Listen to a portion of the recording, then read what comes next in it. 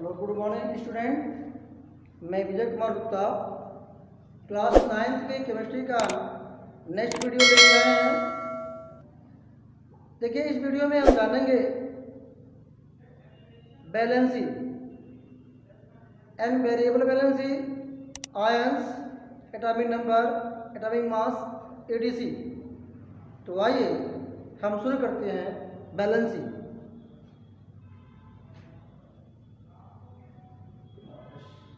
Class 9 subject chemistry,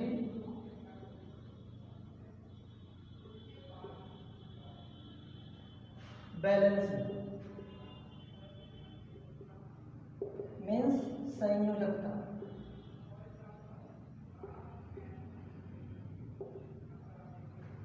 देखिए, संयोजकता क्या होती है। जैसा कि हम जानते हैं कि किसी दुकान पे कोई सामान लेने आप जाते हो तो दुकानदार से हम बात करते हैं कि हमारा हिसाब आपका बैलेंस हो गया। बैलेंस मीन्स होता है बराबर हो जाना। तो इसी तरह कि आपके कंपाउंड में जितने भी एटम्स होते हैं उन एटम की जो बैलेंसी क्या है, इंटरचेंजिंग होता है। उसी इंटरचेंजिंग से बैलेंसी का फॉर्मेशन होता है।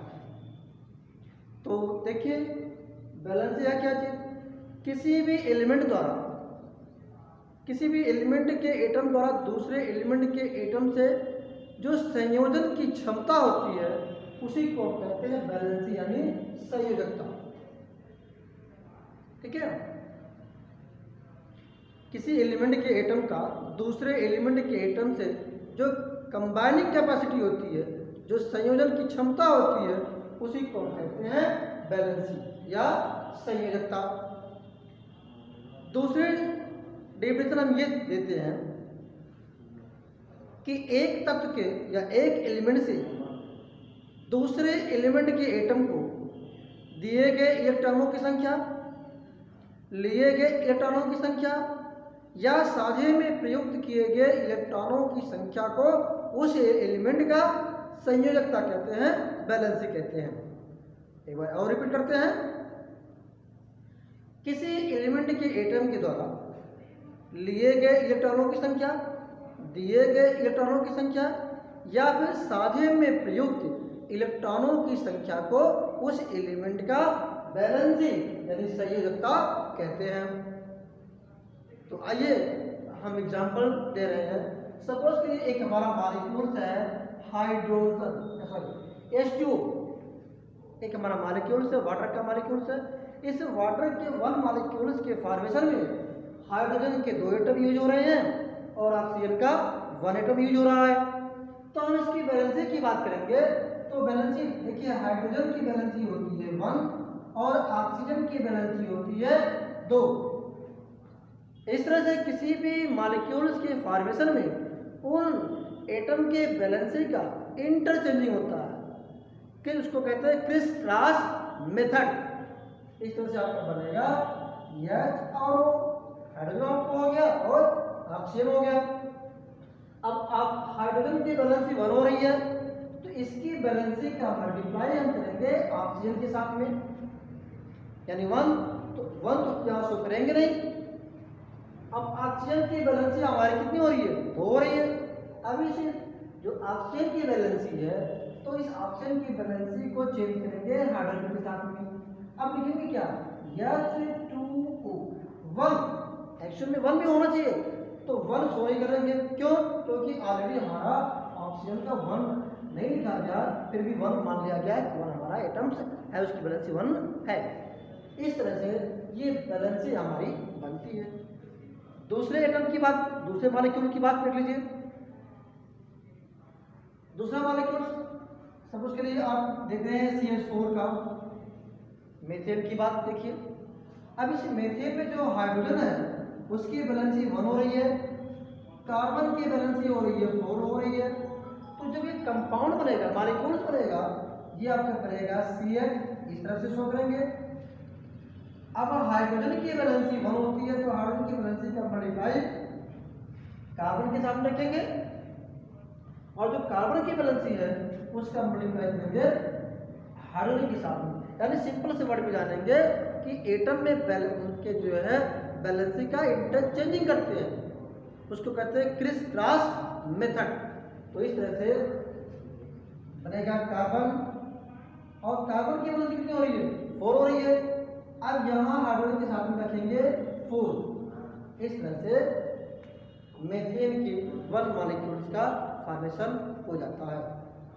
ठीक है, तो बैलेंसिंग क्या हुई, बैलेंसिंग को कहते हैं किसी एक एलिमेंट का दूसरे एलिमेंट के साथ संयोजन की क्षमता होती है, कम्बिनेशन की पावर होती है, उसी को कहते हैं हम बैलेंसिंग। दूसरा हमने आपको बताया है कि एक एलिमेंट के एटम के द्वारा दूसरे एलिमेंट को दिए गए इलेक्ट्रॉन या लिए गए इलेक्ट्रॉन या फिर साझे में प्रयुक्त इलेक्ट्रॉनों की संख्या को उस एलिमेंट के जो एटम का बैलेंसिंग होती है, उसी को जानेंगे हम बैलेंस यानी संयोजकता। ठीक है, इसके कारण आपकी बैलेंसिंग होती है 3 टाइप में होती है। टाइप ऑफ बैलेंसिंग की बात करेंगे, टाइप्स ऑफ बैलेंसिंग। तो बैलेंस या 3 टाइप्स ये होगी कितनी, 3 टाइप में। फर्स्ट आपकी होती है आयनिक बैलेंसिंग, ये होगी आयोनिक वैलेंसी। सेकेंड आपकी होती है कोवैलेंसी। थर्ड आपकी होती है कोऑर्डिनेट बैलेंसी, कोऑर्डिनेट बैलेंसी। ठीक है, ये अब आइए फर्स्ट के बारे में जानते हैं, आयनिक बैलेंसी क्या है। आयोनिक बैलेंसी, आयनिक बैलेंसी को हिंदी में कहते हैं आयनिक संयोजकता। आयनिक संयोजकता, इसका एक और नाम है विद्युत संयोजकता। विद्युत संयोजकता, देखिए जो आयनिक बैलेंसी होती है वो ऑलवेज मेटल और नॉन मेटल के बीच में बनेगी। ठीक है, ये हमेशा क्या बनेगा, मेटल और प्लस नॉन मेटल।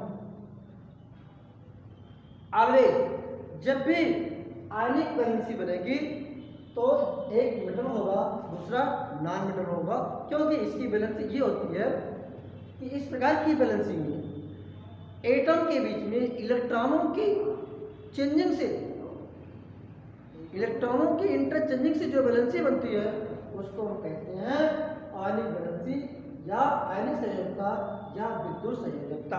क्योंकि ये जो मेटल होता है ये अपने इलेक्ट्रॉन को नॉन मेटल को डोनेट करता है, तो इसलिए जो मेटल होता है उस पर प्लस चार्ज आते हैं, जो नॉन मेटल होता है उस पर आते हैं नेगेटिव चार्ज। जो मेटल जितने इलेक्ट्रॉन को डोनेट करेगा उस पर उतने पॉजिटिव चार्ज आएंगे, और जो एलिमेंट यानी नॉन मेटल जितने इलेक्ट्रॉन को एक्सेप्ट करेगा उस पर उतने नेगेटिव चार्ज उस पर आ जाएंगे। ठीक है, आइए इसके एग्जाम्पल की बात करते हैं।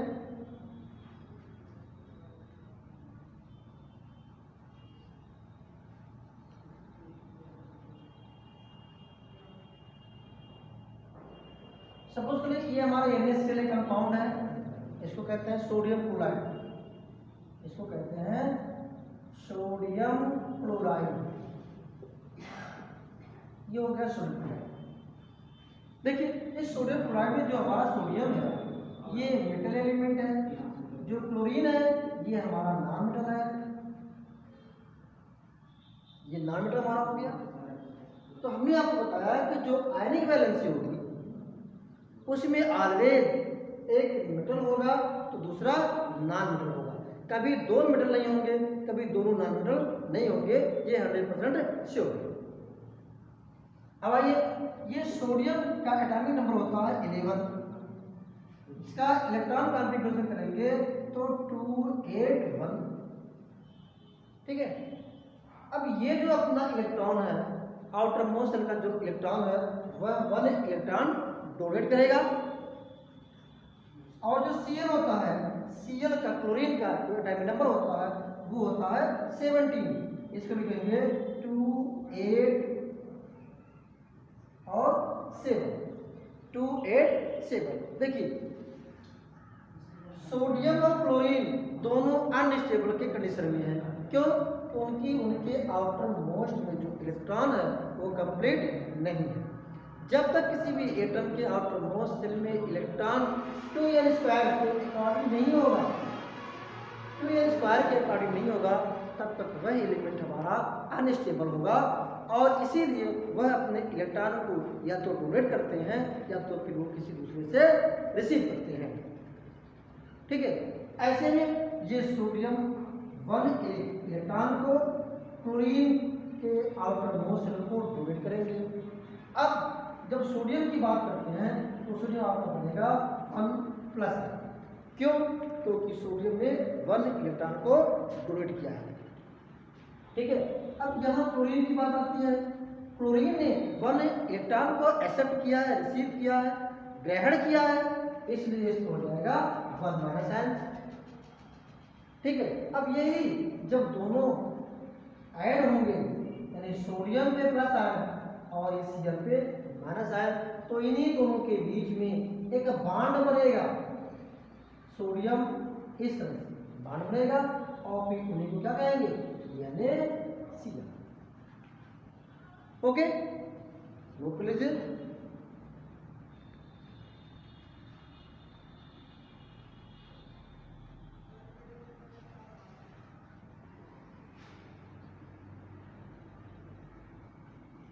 सेकंड एग्जाम्पल हम आपको दे रहे हैं MgO का, मैग्नीशियम ऑक्साइड का।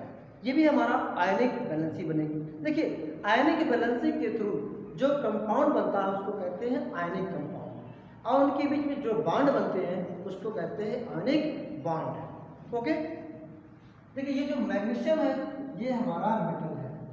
ठीक है, और जो ये ऑक्सीजन है वो हमारा नॉन मेटल है। ठीक है, अब जो ये मेटल हमारा मैग्नीशियम है इसका एटॉमिक नंबर होता है 12। ये 12 होता है तो इसको हम कॉन्फ़िगरेशन इलेक्ट्रॉन कॉन्फ़िगरेशन करेंगे। ये आपको बनेगा 282 और ऑक्सीजन का होता है एटॉमिक नंबर 8। ये लिखेंगे 2 और 6। इलेक्ट्रॉन कॉन्फ़िगरेशन हम नेक्स्ट चैप्टर में आपको बताएंगे। देखिए अब 2n² के अकॉर्डिंग इनके आउटर मोस्ट सेल में नहीं है। 2n² का मतलब किसी भी एलिमेंट के आउटर मोस्ट सेल में अगर 2 इलेक्ट्रॉन हैं, 8 हैं, 18 हैं, ऐसे अगर इलेक्ट्रॉन उनके आउटर मोस्ट सेल में प्रेजेंट हैं तब वह इलेक्ट्रॉन हमारा वह एटम स्टेबल होगा। और अगर नहीं इलेक्ट्रॉन है 2, 8, 18 के रेशियो में नहीं है तब वो हमारा अनस्टेबल होगा। और वही अनस्टेबल जो एलिमेंट होते हैं वह केमिकल बॉन्डिंग में यूज होते हैं। वो या तो इलेक्ट्रॉन को डोनेट करेंगे या फिर रिसीव करेंगे या फिर वो शेयर करेंगे। देखिए अब ऐसे में ये जो मैग्नीशियम है अपने 2 इलेक्ट्रॉन को इस ऑक्सीजन को डोनेट करते हैं। जब 2 इलेक्ट्रॉन डोनेट करेगा मैग्नीशियम तो इस मैग्नीशियम भी आएगा डबल+। ठीक है, और ऑक्सीजन हमारा 2 इलेक्ट्रॉन को रिसीव कर रहा है तो इसमें आएगा 2-। कोई भी एलिमेंट होगा जितना इलेक्ट्रॉन डोनेट करेगा उस पर उतने प्लस चार्ज आएंगे और जो एटम जितने इलेक्ट्रॉन को रिसीव करेगा उस पर उतने नेगेटिव चार्ज आएंगे। ठीक है, अब इन्हीं इलेक्ट्रॉन की इंटरचेंजिंग से उनके बीच में बॉन्ड का फॉर्मेशन होता है। देखिए ये आपका होगा MgO। अब इनके बीच में देखिए बॉन्ड की बात देखते हैं तो ये बनेगा MgO डबल। ठीक है, क्योंकि 2 इलेक्ट्रॉन में डोनेट कर रहे हैं, अब ये 2 इलेक्ट्रॉन में क्या कर रहे हैं? रिसीव कर रहे हैं। तो ये जो बॉन्ड बनता है इसको कहते हैं आयनिक बॉन्ड। आयनिक बॉन्ड ये बनेगा आपका MgO। इनको कहेंगे आयनिक कंपाउंड, आयनिक यौगिक। ठीक है, ये आपका रहा आयनिक की बात। ठीक है,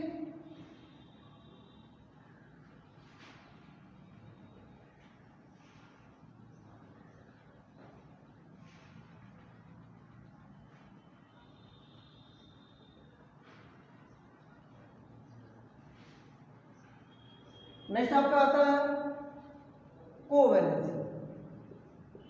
कोवैलेंसी, कोवैलेंसी मीन्स सहसंयोजकता। सहसंयोजकता, ये सहसंयोजकता है। देखिए सह माने सहयोग, यानी इस प्रकार की वैलेंसी में जो दो एलिमेंट हो रहे हैं, उस दो या दो से ज़्यादा भी हो, उनमें इलेक्ट्रॉनों की साझेदारी होती है। ठीक है, यानी साझेदारी से बनने वाली जो वैलेंसी होती है उसको कहते हैं कोवैलेंसी, यानी सहसंयोजकता। यानी इसकी डिफिनेशन लिखेंगे, इस प्रकार की संयोजकता में जब दो या दो से अधिक परमाणु इलेक्ट्रॉन का साझेदारी करते हैं तो इस प्रकार बनने वाली जो वैलेंसी होती है उसको कहते हैं सहसंयोजकता, और इस प्रकार बनने वाले कंपाउंड को कहते हैं सहसंयोजी कंपाउंड, सहसंयोजी यौगिक। सहसंयोजी माने दोनों की भागीदारी होगी, जितने एलिमेंट उसमें पार्टिसिपेट हो रहे हैं उन हर एलिमेंट की बराबर की साझेदारी होगी। ठीक है, यानी दोनों अपना अपना इलेक्ट्रॉन एक दूसरे को साझेदारी करेंगे, हिस्सेदारी करते हैं, शेयरिंग करते हैं। ठीक है, आइए हम एग्जांपल ले रहे हैं H2 की। H2 ये हाइड्रोजन की बात करते हैं, जो हाइड्रोजन मॉलिक्यूल हुआ। अब इसके देखिए, अब इस हाइड्रोजन की बात करेंगे तो 1 हाइड्रोजन का होता है 1, एटॉमिक नंबर 1। हमने बताया है कि जब किसी भी एलिमेंट में 2 होंगे, 8 होंगे, 18 होंगे, 32 होंगे, तब वह हमारा स्टेबल होगा, नहीं तो स्टेबल नहीं होगा।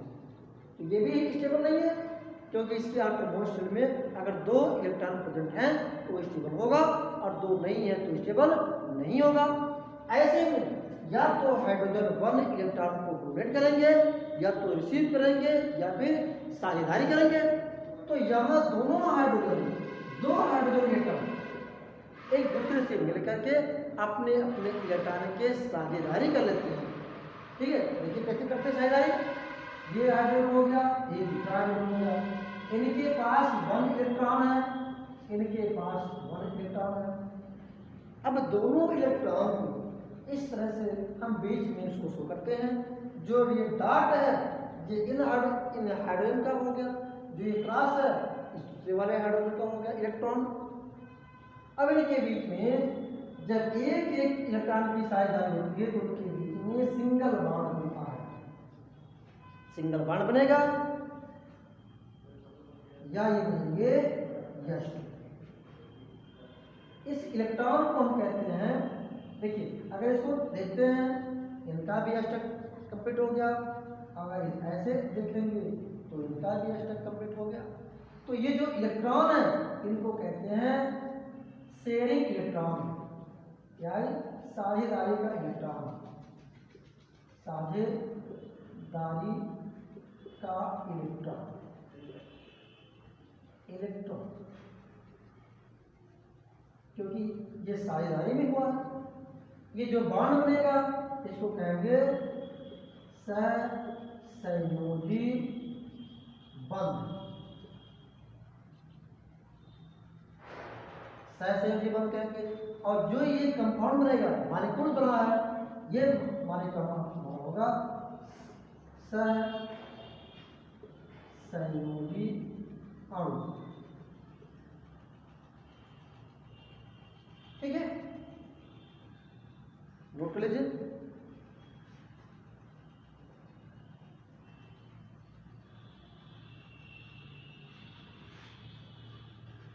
दूसरा हम देखते हैं ऑक्सीजन मॉलिक्यूल के बनना, ऑक्सीजन मॉलिक्यूल का बनना।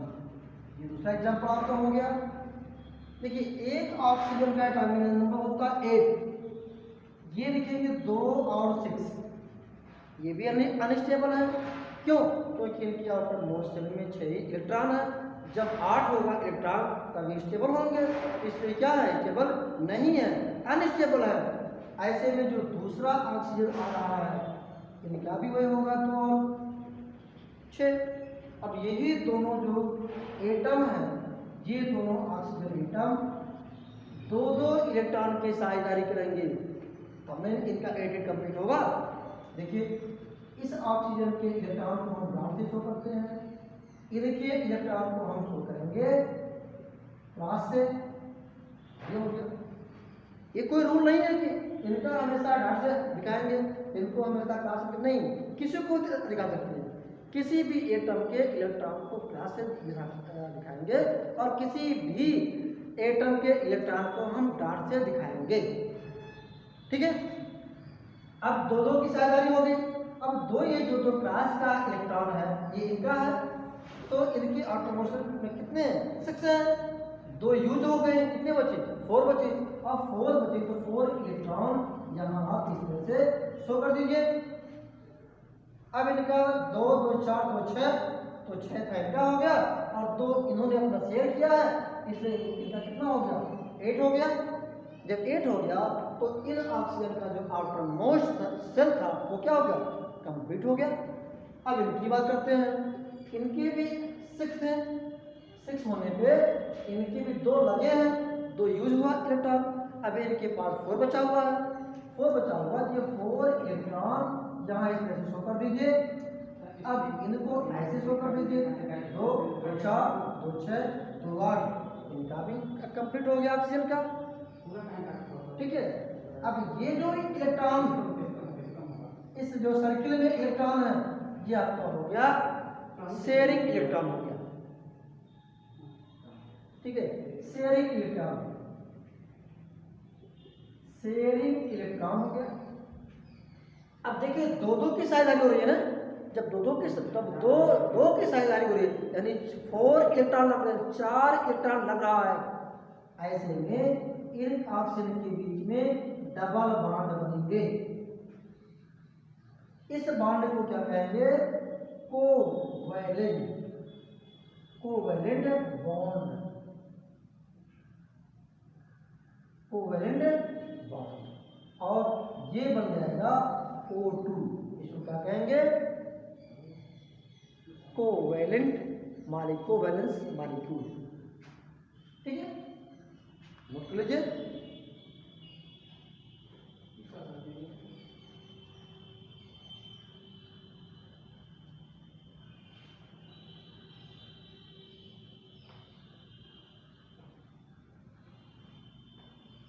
नेक्स्ट आइए हम एग्जांपल ले रहे हैं नाइट्रोजन मॉलिक्यूल का बनना, नाइट्रोजन मॉलिक्यूल का बनना, यानी फॉर्मेशन ऑफ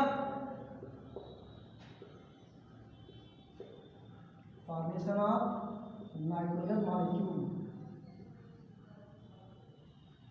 देखिए इस नाइट्रोजन का नाइट्रोजन जो एटॉमिक नंबर होता है वो होता है 7, ये लिखेंगे 2 और 5। अब इनके आउटर मोस्ट शेल में 5 इलेक्ट्रॉन है, इसलिए ये भी क्या है, अनस्टेबल है।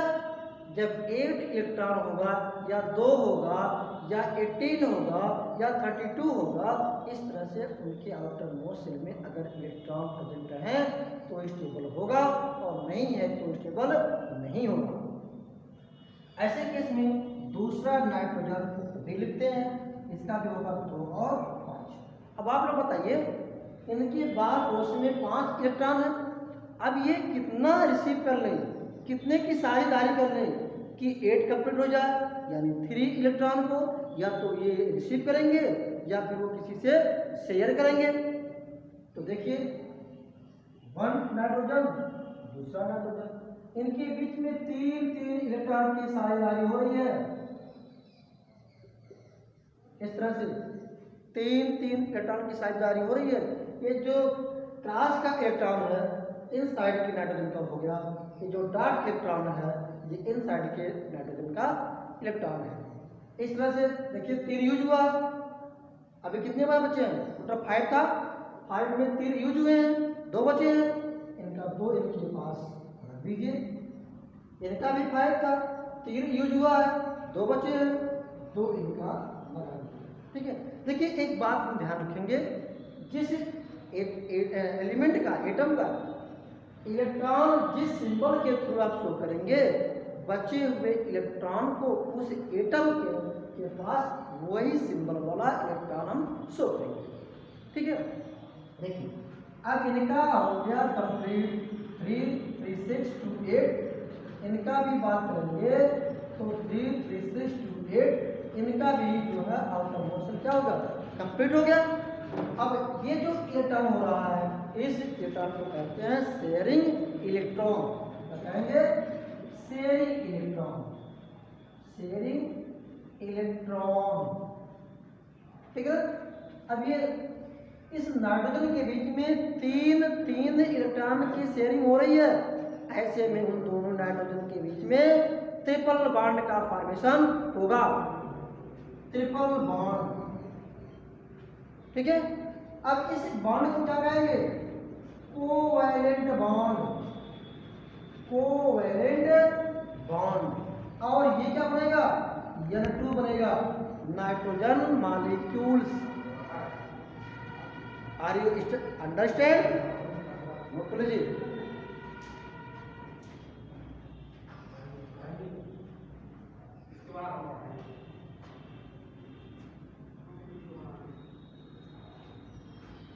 आइए नेक्स्ट एग्जांपल हम, अभी तो आपने देखा था कि सेम मॉलिक्यूल्स था, सेम एटम था, अब हम डिफरेंट एटम को यूज करेंगे। एग्जांपल देखिए H2O मॉलिक्यूल का बनना, H2O अणु का बनना, फॉर्मेशन ऑफ N2 मॉलिक्यूल,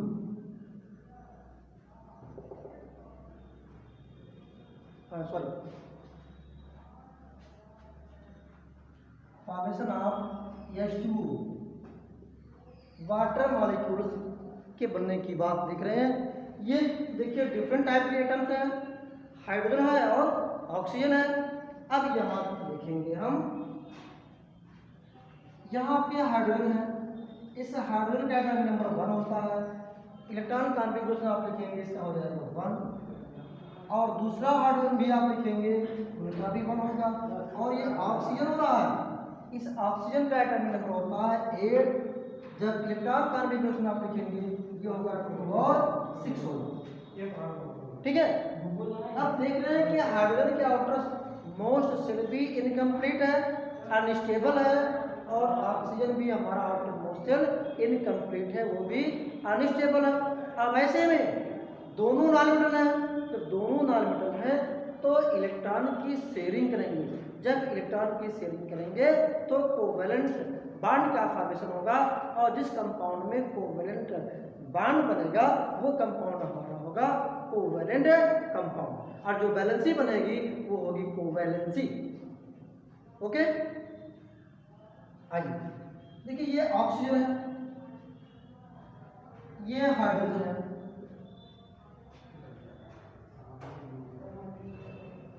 ऐसे में ये हाइड्रोजन इन ऑक्सीजन से एक इलेक्ट्रॉन की साझेदारी कर रहा है।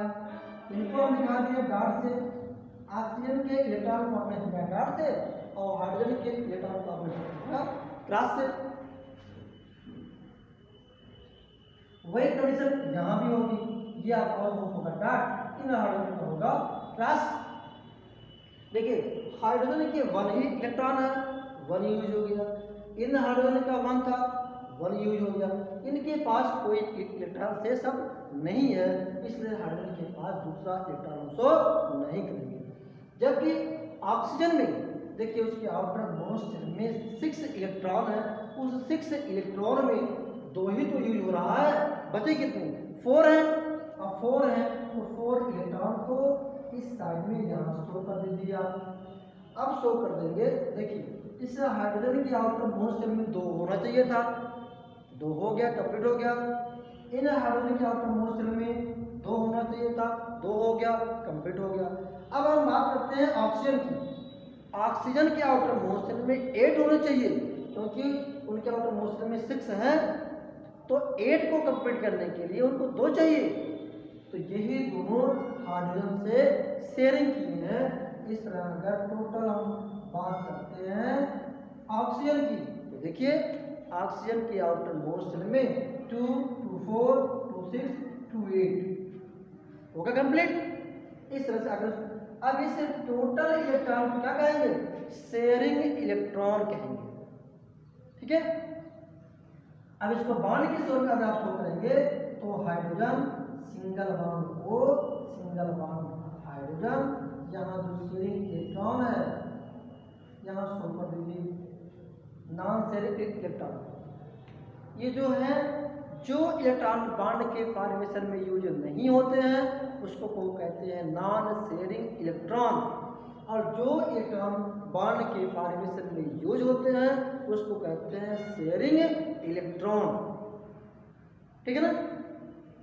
अब आप कहेंगे कि इसका स्ट्रक्चर क्यों स्ट्रेट नहीं हुआ, क्यों सीधा नहीं हुआ, यानी आपके कहने का इस तरह से क्यों नहीं किया गया, ये आपसे क्वेश्चन करना चाहिए।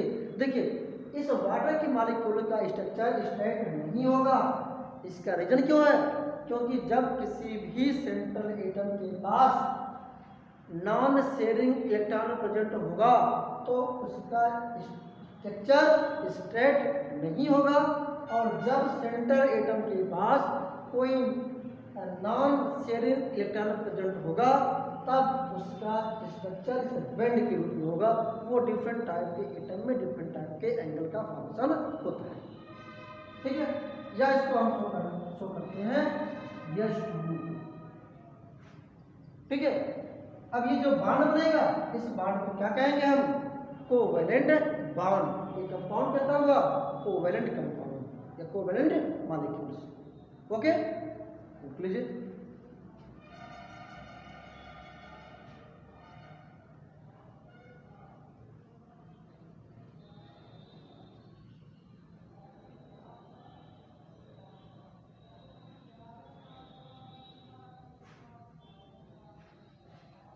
ठीक है। अब हम आपको एक एग्जाम्पल और दे रहे हैं, फॉर्मेशन ऑफ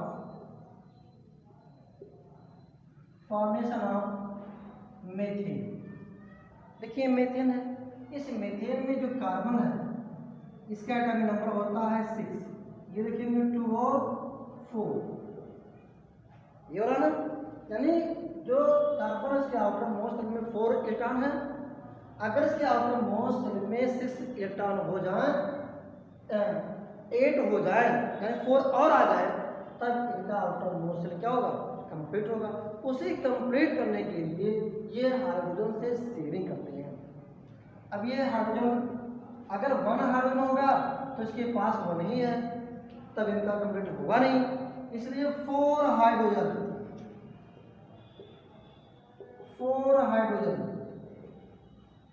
के एटम इनके साथ पार्टिसिपेट होते हैं, तब जाकर के मीथेन के 1 मॉलिक्यूल का फॉर्मेशन होगा।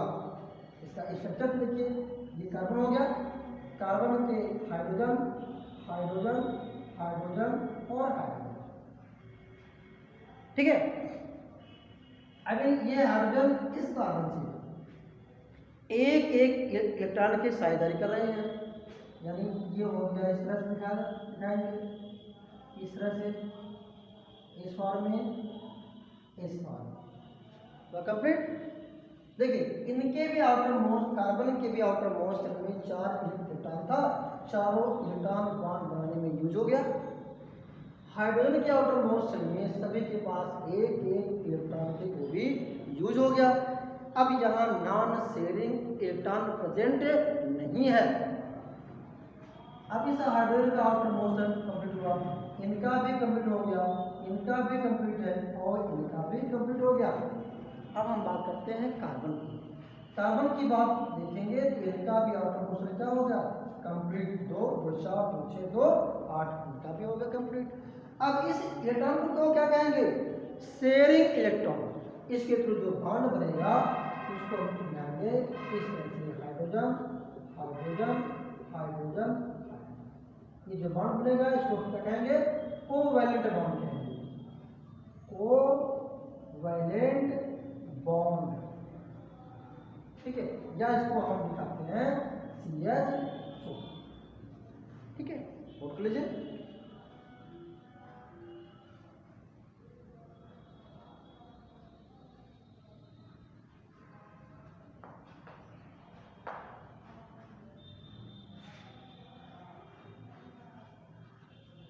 नेक्स्ट आपके थर्ड आपकी हो रही है कोऑर्डिनेट बैलेंसिंग।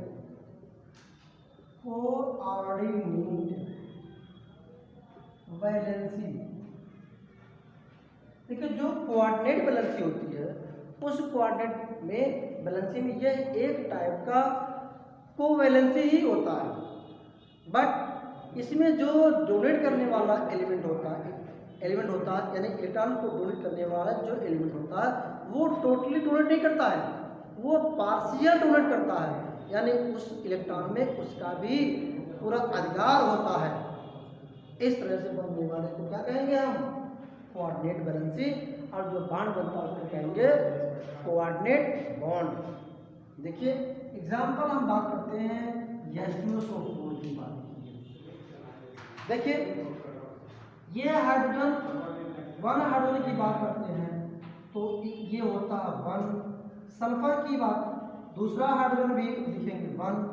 सल्फर की बात करते हैं तो उसका एटॉमिक नंबर होता है 16। ये लिखेंगे 2, 8 और 6, 8 2 10 6 16। और ऑक्सीजन का, ऑक्सीजन देखिए 4 एटम पार्टिसिपेट हो रहे हैं इसमें, ये होता है 8 2 और 6, यानी सभी ऑक्सीजन इसी टाइप में 4 लगेंगे। आइए हम बढ़ाते हैं। ये सल्फर आपका होगा सेंटर एटम, एक ऑक्सीजन इस साइड में, यहाँ इस साइड में, इस साइड में, इस साइड में। ये तो आपके हो गए ऑक्सीजन, 4 ऑक्सीजन हो गया, एक सल्फर 4 ऑक्सीजन, 2 हाइड्रोजन, तो दोनों हाइड्रोजन को इस साइड में लगा दीजिए यहाँ। ठीक है, देखिए इन दोनों के बीच में एक एक इलेक्ट्रॉन की साझेदारी होगी, शेयरिंग होगा, तो इस तरह दिखाएंगे। अब इन ऑक्सीजन इन सल्फर के बीच में 1 इलेक्ट्रॉन की शेयरिंग होती है, तो इसको आप दिखाएंगे इस तरह से। इन सल्फर का यानी इस हाइड्रोजन का इन ऑक्सीजन के साथ में फिर वही हाल होगी, यानी इन सल्फर का इन ऑक्सीजन के साथ में एक एक इलेक्ट्रॉन की साझेदारी हो रही है। इन ऑक्सीजन का इन हाइड्रोजन के साथ में एक एक की साझेदारी करेंगे इस तरह से। हो गया। देखिए ऑक्सीजन में कितने होते हैं आटम मॉलिक्यूल में? 6 होते हैं। ये कितने यूज हुए हैं? 2। अभी बचे कितने? 4 बचे हैं, तो 4 इलेक्ट्रॉन यहाँ से शो कर दीजिए। अब 2 2 4 2 6 2 8 इनका इन ऑक्सीजन का ऑक्टेट क्या हो गया? कंप्लीट हो गया। इन हाइड्रोजन का भी हो गया कंप्लीट, और इन हाइड्रोजन का भी कंप्लीट हो गया।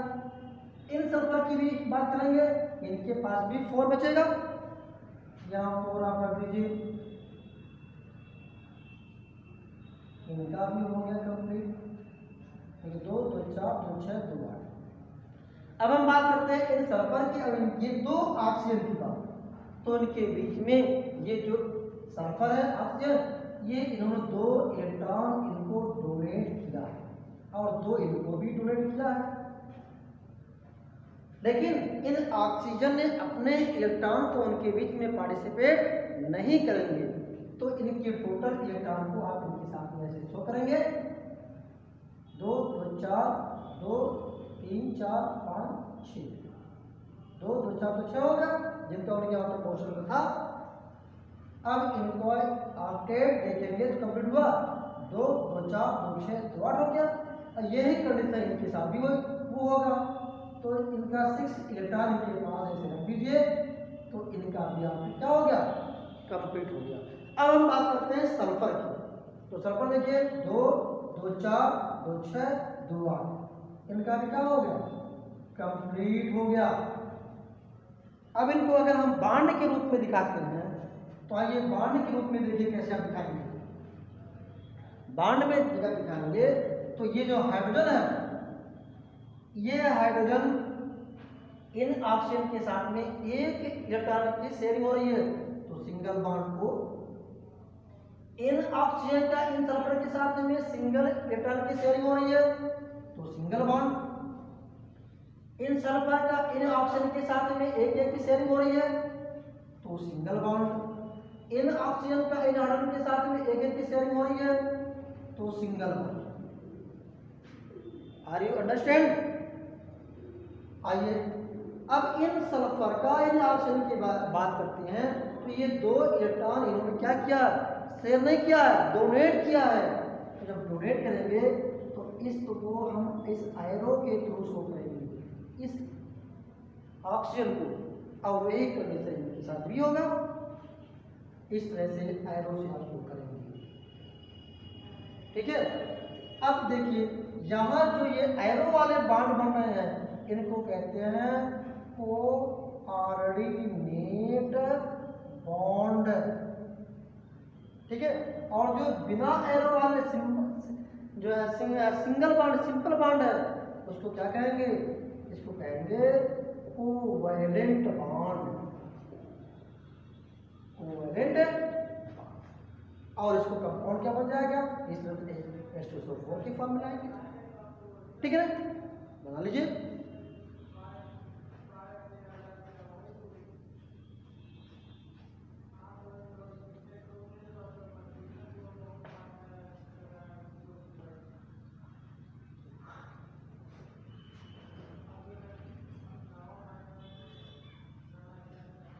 अब नेक्स्ट हेडिंग आप जानेंगे कि वेरिएबल वैलेंसी क्या होती है।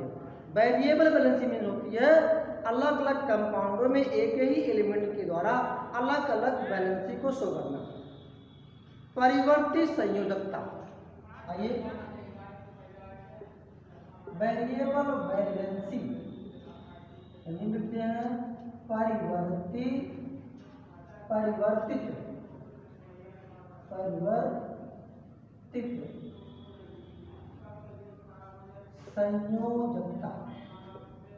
संयोजकता। ये परिवर्तित संयोजकता यानी एक एलिमेंट एक ही होगा, वो अलग अलग कंपाउंड के साथ में अपनी वैलेंसी को अलग अलग शो करते हैं। यानी डिफरेंट टाइप के कंपाउंड में डिफरेंट टाइप के वैलेंसी को जब वो शो करते हैं तो इसको क्या कहेंगे हम, वेरिएबल वैलेंसी। वेरिएबल वैलेंसी परिवर्तित संयोजकता। आइए एग्जाम्पल की बात करते हैं, कॉपर की बात कीजिए। कॉपर, ये कॉपर भी हमारा वेरिएबल वैलेंसी को शो करता है। देखिए कैसे शो करेगा, ये अगर बन गया CuO, एक तो ये कंपाउंड बनेगा CuO और दूसरा बनेगा Cu2O, ये दो कंपाउंड बन रहा है। ठीक है, समझ में आ रहे हैं? यहां इस CuO में जो कॉपर की वैलेंसी हो रही है वो 2 हो रही है। इन कॉपर में वैलेंसी 2 हो रही है, लेकिन जो ये कॉपर हो रहे हैं इन कॉपर की जो वैलेंसी हो रही है वो आपका 1 है। तो एटम एक ही है, मॉलिक्यूल्स अलग अलग हो रहे हैं और अलग अलग मॉलिक्यूल्स में उनकी वैलेंसी भी क्या हो रही है, वो चेंज हो रही है, डिफरेंट हो रही है। ऐसे ही वैलेंसी को कहते हैं वेरिएबल वैलेंसी, परिवर्तित संयोजक। ठीक है, देखिए अगर इसका नाम जानेंगे, इसको कहेंगे क्यूप्रिक ऑक्साइड, इसको कहेंगे क्यूप्रस ऑक्साइड। क्या कहेंगे, क्यूप्रस ऑक्साइड। क्या बनेगा, ये बना क्यूप्रिक ऑक्साइड। ठीक है, दूसरा एग्जांपल हम ले रहे हैं आयरन। फर्स्ट एग्जांपल हो गया, ये सेकंड एग्जांपल हो गया। आयरन की बात करते हैं। देखिए ये आयरन हो गया, एक तो ये बनाता है या फिर ये Cl2 बनाएगा, फिर 3 बनेगा, या फिर Cl3 बनाएगा और दूसरा बनाता है या फिर ये Cl2 बनाएगा। इस आयरन में हम देखेंगे इनकी वैलेंसी 3 हो रही है और इस आयरन की जो वैलेंसी हो रही है या फिर 2 हो रही है। देखिए एटम एक ही है लेकिन यहाँ आयरन की वैलेंसी आपकी 3 हो रही है, इस आयरन की वैलेंसी 2 हो रही है। इसी तरह से एक ही एलिमेंट के द्वारा डिफरेंट टाइप के कंपाउंड्स में डिफरेंट टाइप के वैलेंसी जब वो शो करते हैं तो उसी को क्या कहेंगे, वेरिएबल वैलेंसी यानी परिवर्तित संयोजकता। ऐसे कई एटम आपको मिलेंगे, ठीक है। देखिए हाँ, अब इसका नाम आप तब इसको कहेंगे फेरिक क्लोराइड, इसको कहेंगे आप फेरिक क्लोराइड, इसको क्या कहेंगे, इसको कहेंगे फेरस क्लोराइड। एक चीज आपको जानना है, देखिए फेरस मीन्स आयरन और क्लोराइड मीन्स क्लोरीन। यहाँ पे फेरस है, क्लोराइड है, लेकिन यहाँ फेरिक लिखा गया है। देखिए एक बात आप जान लीजिए कि अगर एक ही एलिमेंट के द्वारा वेरिएबल बैलेंसिंग शो किया जा रहा है तो जिस कंपाउंड में उस एटम की बैलेंसी ज़्यादा होती है वहाँ हमेशा इक लिखते हैं। क्या लिखेंगे, इक लिखेंगे, उसके नाम में जोड़ देंगे इक वर्ड जोड़ देंगे, ठीक है। देखिए यहाँ बैलेंसी 3 हो रही है आयरन की, इसलिए आपने फेरिक लिखा है, फेरिक इक हो गया। और यहाँ क्या है, यहाँ बैलेंसी 2 रहा है, इनके कंपेरिजन में इनकी बैलेंसी कितनी है, 2 है, कम हो रही है। ऐसे में यहाँ लिखेंगे अस। ये कोई भी कंपाउंड होगा वहाँ ये रूल्स फॉलो होगा। जैसे अभी हमने आपको लिखा क्यूप्रस, तो अस हुआ ना, क्यों हुआ, क्योंकि यहाँ पे कार्बन की बैलेंसी 1 हो रही है, इसलिए हमने अस उसमें ऐड कर दिया। और यहाँ की बैलेंसी कार्बन में 2 हो रही है, इनकी कंपेरिजन में इनकी बैलेंसी ज़्यादा हो रही है, इसलिए इनका क्या बनेगा, क्यूप्रिक यानी इक हो गया। तो एक बात ये भी आप लोग ऐड कर लीजिए कि एक ही एलिमेंट की बैलेंसी जब वेरिएबल होती है, डिफरेंट होती है, तो जिसकी बैलेंसी ज़्यादा होती है उसको हम इक वर्ड ऐड करते हैं, और जिसकी बैलेंसी कम होती है उसको अस वर्ड हम ऐड करके उस कंपाउंड को बढ़ाते हैं, ठीक है। नोट कर लीजिए, atomic mass of an element, तत्व का परमाणु द्रव्यमान। एक एटॉमिक मास की बात करते हैं, एटॉमिक मास, तत्व का एटॉमिक मास क्या होता है। हमने आपको बताया था जब एटम के बारे में, इस एटम में हमने आपको बताया था कि एटम के 2 पार्ट होते हैं। एक आपका होता है बीच में न्यूक्लियस, इस न्यूक्लियस में आपके होते हैं प्रोटॉन और न्यूट्रॉन होता है, और इसकी अराउंडिंग जो ऑर्बिट होती हैं उस ऑर्बिट में क्या हो रहे थे, इलेक्ट्रॉन हो रहा था। अब एटॉमिक मास की डेफिनेशन आपको जाननी है कि किसी भी तत्व के परमाणु में उपस्थित कुल प्रोटॉनों और न्यूट्रॉनों की संख्याओं के योग को उस तत्व का परमाणु द्रव्यमान कहते हैं, एटॉमिक मास कहते हैं, ठीक है। किसी भी तत्व में उसके नाभिक में उपस्थित प्रोटॉनों और न्यूट्रॉनों की संख्याओं के योग को उस तत्व का परमाणु द्रव्यमान कहते हैं, ठीक है ना। देखिए तत्व का परमाणु द्रव्यमान, तत्व का परमाणु द्रव्यमान, तत्व का परमाणु द्रव्यमान बराबर कुल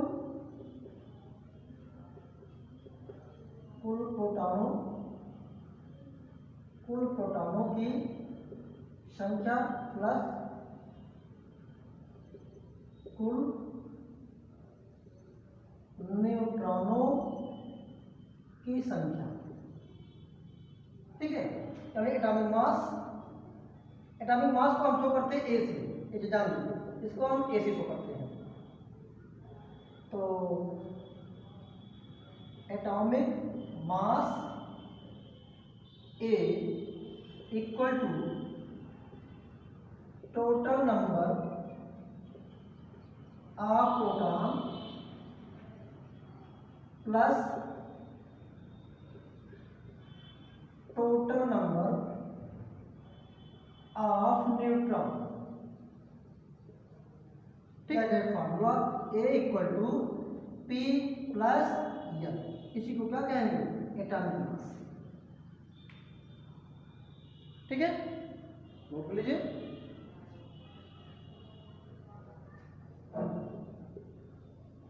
एटॉमिक नंबर, एटॉमिक नंबर को हम शो करते हैं Z, इसको लिखते हैं परमाणु क्रमांक। परमाणु क्रमांक की परिभाषा देते हैं कि किसी भी परमाणु के नाभिक में उपस्थित कुल प्रोटॉनों की संख्या को हम कहते हैं परमाणु क्रमांक, इसे हम Z से लिखते हैं। ठीक है, परमाणु क्रमांक बराबर नाभिक में उपस्थित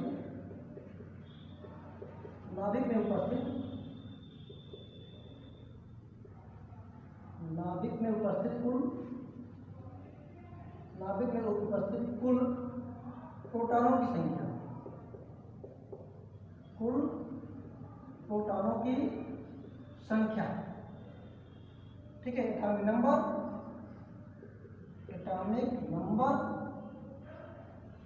Z, इसको देखिए Z से equal to total number of proton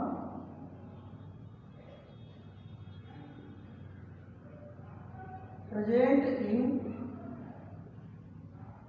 nucleus. ठीक है, यानी Z equal to P। Note कर लीजिए। नेक्स्ट हेडिंग है atomic mass unit, atomic mass unit scale, या इसको हम लिखते हैं AAL। किसी तत्व का परमाणु द्रव्यमान वह संख्या है जो यह प्रदर्शित करता है कि तत्व के एक परमाणु का द्रव्यमान कार्बन 12 के एक परमाणु के द्रव्यमान से 1/12वें भाग के बराबर है। इसी को कहते हैं परमाणु द्रव्यमान इकाई पैमाना, या इसको हम कहते हैं AMU से। ठीक है, बोल लीजिए। तत्व का परमाणु द्रव्यमान बराबर तत्व के एक परमाणु का द्रव्यमान, तत्व के एक द्रव्यमान, ये फॉर्मूला होता है, इसको नोट कर लीजिए। नेक्स्ट है ग्राम परमाणु द्रव्यमान, ग्राम द्रव्यमान, इसको इंग्लिश में कहते हैं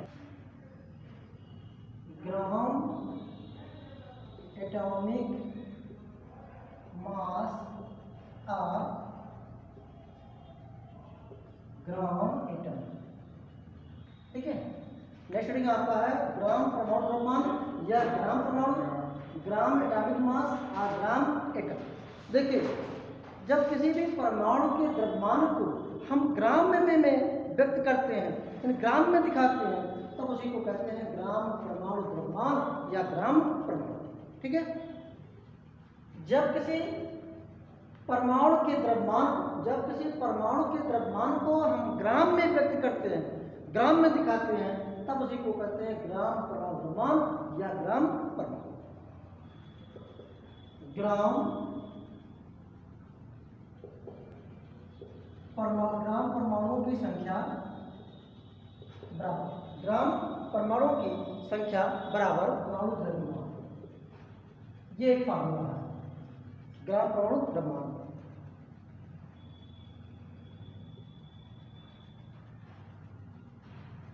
ग्राम परमाणु की संख्या अगर निकालना आपको, तो ग्राम में द्रव्यमान की संख्या बटे ग्राम परमाणु द्रव्यमान। जैसे एक एग्जाम्पल देते हैं,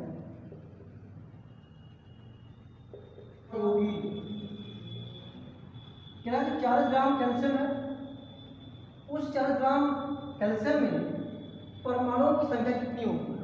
तो इसी फार्मूला को रखिए, ग्राम परमाणुओं की संख्या बराबर ग्राम परमाणुओं की संख्या बराबर ग्राम में द्रव्यमान, तो कितना है ग्राम में? 40 ग्राम बटे ग्राम परमाणु द्रव्यमान, ग्राम परमाणु द्रव्यमान का मतलब अब इस कैल्शियम का द्रव्यमान संख्या कितनी होती है? द्रव्यमान संख्या इसका होता है 40, 40 से 40 काट दीजिए, वह कितना होगा?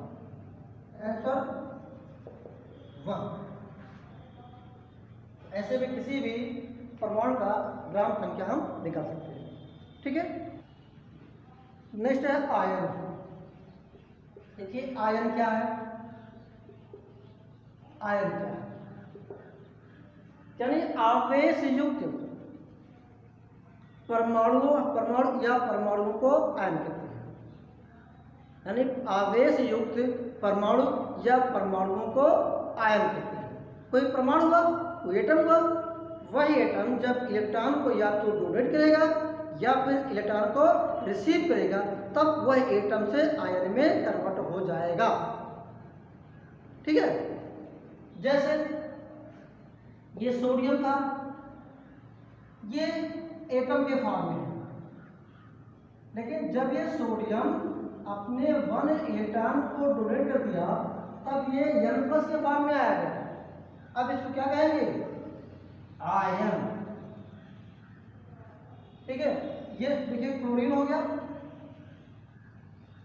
इसको कहेंगे क्लोरीन, ये एटम के फॉर्म में है, और जब यही क्लोरीन 1 इलेक्ट्रॉन को रिसीव कर लेता है, तब ये क्लोराइड आयन के फॉर्म में आएगा। तो क्या बनेगा?